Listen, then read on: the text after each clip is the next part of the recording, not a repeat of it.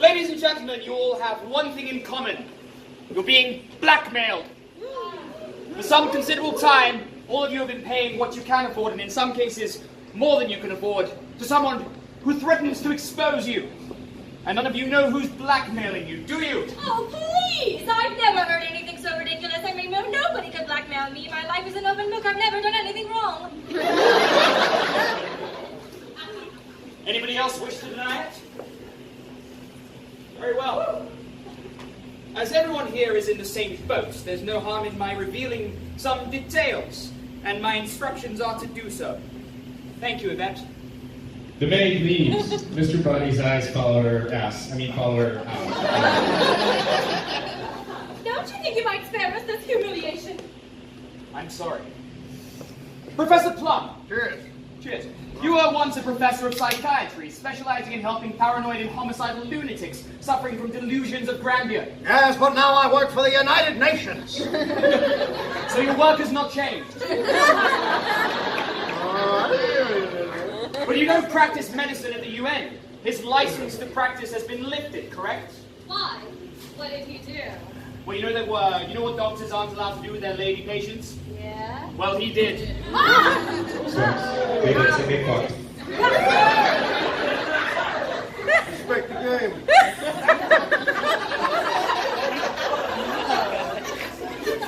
Are you making moral judgments, Mrs. Peacock? How then do you justify taking bribes in return for delivering your husband, Senator Peacock's vote to certain lobbyists? My husband is a paid consultant. There is nothing wrong with that. Not if it's publicly declared, perhaps. But if the payment is delivered by slipping used greenbacks in plain envelopes under the door of men's rooms, how would you describe that transaction?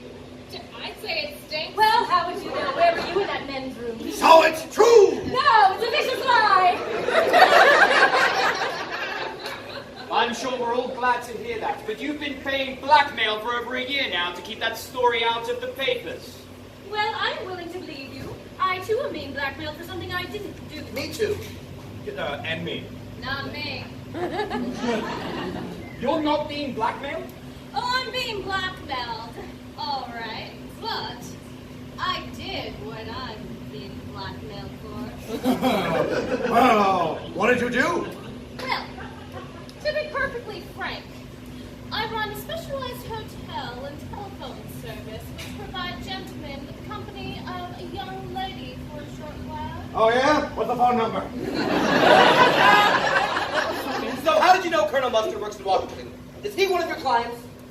Certainly not. I was asking Miss Scarlett. Well, you tell him it's not true. It's not true. Is that true? No, it's not true. Aha! So it is true. A double negative. Double negative? You mean you have... That sounds like a confession to me. In fact, the double negative has led to a proof positive. I'm afraid you gave yourself away. Are you trying to make me look stupid in front of the other guests? You don't need help from me, sir. That's right! Hey, seriously, I don't see what's so terrible about Colonel Mustard visiting a house of ill fame. It was a different time. It was a very different time. Most soldiers do, don't they?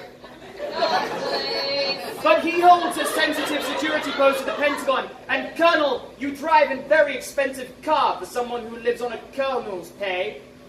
I don't. I came into money during the war when I lost my mummy and daddy. Mrs. White. Mrs. White, you've been paying our friend the blackmailer ever since your husband died under, shall we say, suspicious circumstances. Why is that funny? I see. That's why he's lying on his back in his coffin. I didn't kill him. Then why are you paying the blackmailer? I don't want a scandal, do I? We had a very humiliating public confrontation. He was deranged.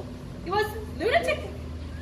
He didn't actually seem to like me very much. He had threatened to kill me in public. Why would he want to kill you in public? I think she meant he threatened in public to kill me.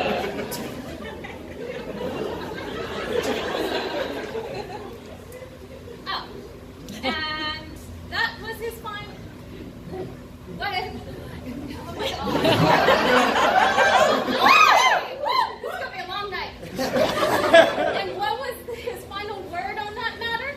Being killed is pretty final, wouldn't you say?